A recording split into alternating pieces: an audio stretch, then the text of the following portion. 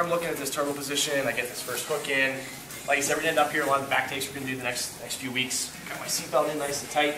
The seatbelt is very important. The seatbelt is going to be the key to a lot of my control here. So it's important you guys get used to hugging your chest right into your opponent's upper back here, your partner's upper back. So I'm kind of aiming for this point right between his shoulder blades, or I want my sternum to be. So I'm in nice and tight. My chin pretty much on his shoulder here.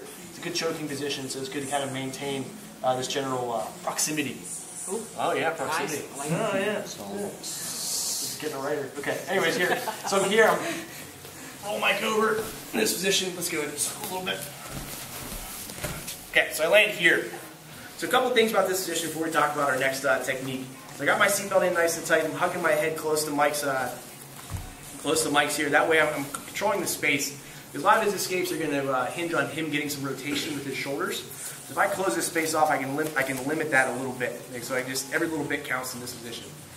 You guys know by this point it's a game of inches. You give a guy just a little bit of space, it could mean the difference between success or failure. So I'm gonna close this off nice and tight. And I'm not kind of doing like a death grip squeeze here. I'm not trying to juice Mike. I was kind of just hugging. Okay, we don't need any Mike juice. No, we don't. So I'm here nice and tight. I'm hugging. Now notice I'm laying on my overhook.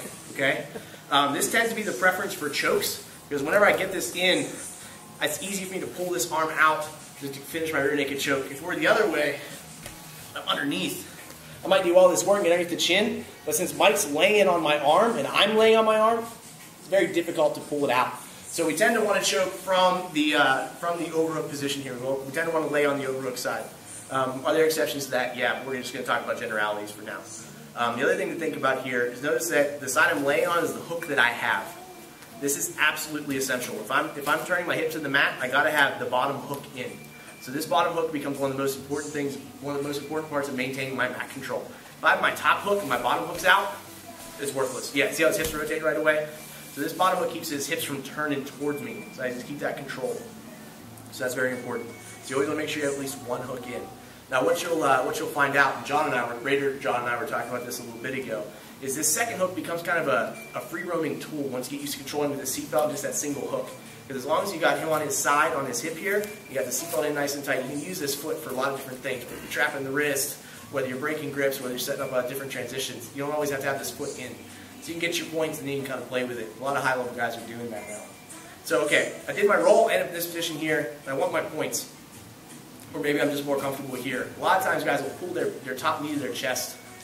Yeah, they're closing that hole off, so it's really difficult for me to get in here. Even if I'm kind of flexible, it's really difficult to dig that out just because he's controlling that pocket. He's filling that pocket up. So you got to fill that pocket. Kind of nice, tight, yeah, good. So in this position here, as soon as I feel that gap, okay, I'm going to come down here and just cross my ankles. So this is a safe position to cross my ankles here, when I'm underneath Mike's leg. I do not want to cross my ankles here. Okay, you feel really stupid whenever you get tapped by that. Does everybody know that one, by the way? If he's here, Mike just basically figure fours over top of my ankles, and I don't ever do jiu-jitsu again because I'm retarded. Okay. So I'm here, he pulls his knee to his chest. I cross my ankles, so I'm here nice and tight. Now, in this position with these ankles crossed, I can hang out in this position. A lot of times I'll keep my ankles crossed here and just kind of use this as a maintenance position. Let's say if I really want that hook though, hug everything nice and tight. I'm always controlling this space. I want this gap open up here. Boom, nice and tight. Control keep the ankles crossed, keep the seatbelt nice and tight. I'm going to bridge my hips as I pull my seatbelt in, as I push my hips forward. This. See how it stretches them out? Boom, second hook in. Now here, now a lot of times Mike's going to, that hook could pop out, maybe I'm here trying to get this, and he pulls it back in, nice, goes back to it. Stretch. Good. Okay? So get do your roll, and then stretch them out, get the hook in. Okay? All right.